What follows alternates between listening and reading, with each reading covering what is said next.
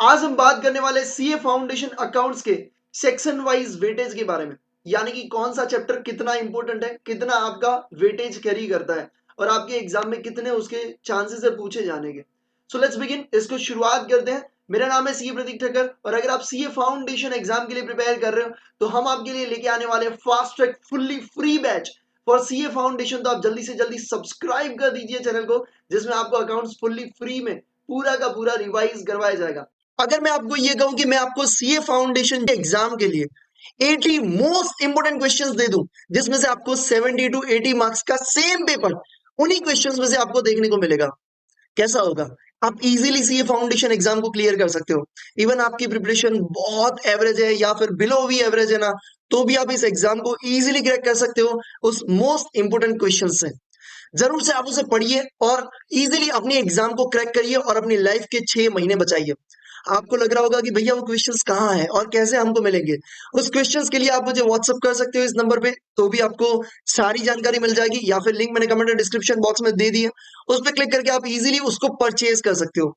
ऐसा ना हो कि रिजल्ट के दिन ऐसा हो कि यार उस दिन मैंने वो वीडियो देखा था, व्हाट्सएप नंबर भी सामने था, लिंक भी सामने था, मैंने व्हाट्सएप भी ओपन भी किया था, सर को मैं मैसेज भी कर रहा था कोई क्वेरी का, या फिर मैं परचेज करने वाला था बट परचेज नहीं किया, और अगर परचेज कर लिया होता तो आज रिजल्ट कुछ अलग होता। ये अफसोस ना हो, इसीलिए आज ही जरूर से उसे परचेज करिए।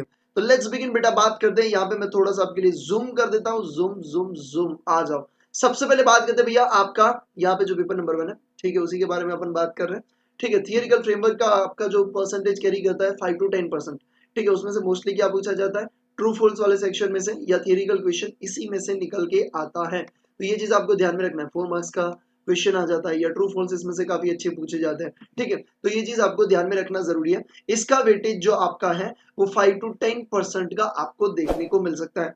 फिर अपन बात करते हैं अकाउंटिंग प्रोसेस के बारे में, जिसमें आपको मिल सकता है 25 to 30%। देखो इसमें क्या क्या चीजें कवर होगी।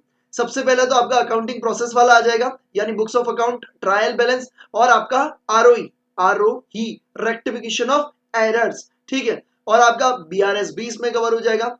ठीक है, इसके बाद अगर अपन बात करें 25 to 30% में आपका इन्वेंट्री भी आ जाएगा। ठीक है, और उसके साथ साथ आपका डेप्रिशिएशन भी आ जाएगा। ठीक है, तो आपका जो 25 to 30% वाला जो पोर्शन है, इसमें आपको ये सारे चैप्टर्स आ जाएंगे। अकाउंटिंग प्रोसेस पूरा आ जाएगा, बीआरएस आपका आ जाएगा, इन्वेंट्री आ जाएगा एंड डेप्रिशिएशन आ जाएगा। तो इसमें से 25 to 30% के चांसेस पूछे जाने के हैं। ठीक है, पैटर्न में कैसे पूछे जा सकते हैं, हो सकता है कि डेप्रिसिएशन का 10 मार्क्स का आ गया तो भैया इन्वेंट्री का 4 का आएगा, बीआरएस का 4 का, ठीक है, बिल्स ऑफ एक्सचेंज का 4 का, ऐसे आ सकते हैं। ट्रायल बैलेंस का 10 का आ गया, ठीक है, तो आपका डेप्रिसिएशन वालों का सबका कम आ सकता है, इस हिसाब से आ सकता है।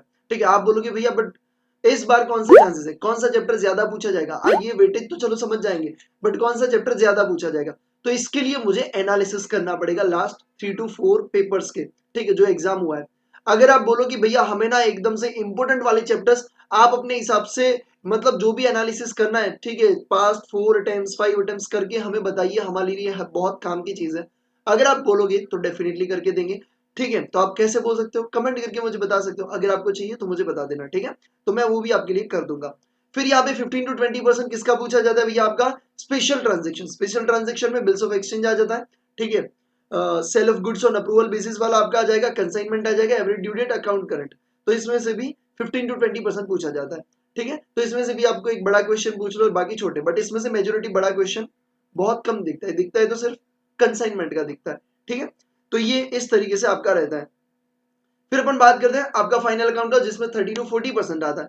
इसमें पार्टनरशिप आता है, final account for sole proprietor. अभी इसका भैया क्वेश्चन आता ही आता है। ठीक है, तो 10 मार्क्स का आ जाए या 20 का आ जाए या 15 का आ जाए। ठीक है, तो इसका ट्रेंड कुछ इस तरीके से 10 15 20 इस तरीके से पूछा जाता है। बाकी पार्टनरशिप का जितना वेटेज रहा है वो पार्टनरशिप का इसमें से पूछ लेते हैं। ठीक है, तो मेजोरिटी कौन सा पूछते हैं भैया, एडमिशन वाला पूछते हैं। ठीक है, एडमिशन रिटायरमेंट एंड डेथ वाला, मतलब ये सेकंड वाला ज्यादा पूछते हैं।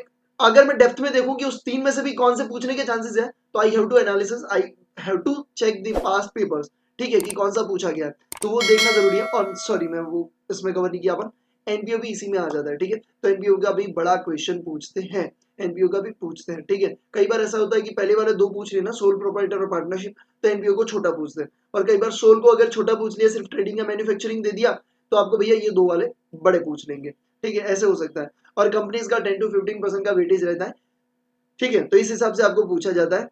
क्या बोलते हैं, लाइक नहीं किया तो लाइक जरूर से कर दीजिए इस वीडियो को, जिससे मुझे मोटिवेशन मिलता है। चैनल को सब्सक्राइब करिए, अपने फ्रेंड्स के साथ शेयर करिए यार, ये बहुत इंपॉर्टेंट चीज है, अपने फ्रेंड्स के साथ शेयर कर दीजिए। Thank you so much for watching this session, thank you so much, जय हिंद।